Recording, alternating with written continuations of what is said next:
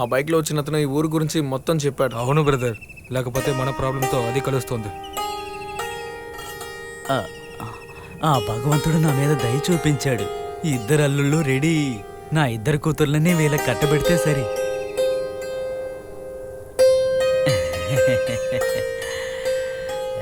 ఉండవే బుజ్జమ్మ, వస్తున్నా.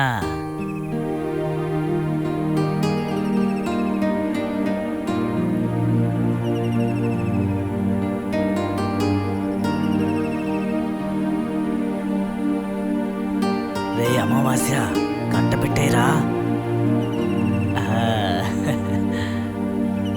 మీకు ఇక్కడేంటి పని? ఏం లేదన్నా. ఏమి లేదా? పర్వాలేదు చెప్పండి, నేను మీ సొంత మామయ్యని అనుకోండి. అది కాదండి, ఇక్కడే ఉందామని వచ్చాం, కానీ మీ ఊరు వాళ్ళు. ఈ ఊళ్ళో వాళ్ళందరూ మంచోళ్ళే.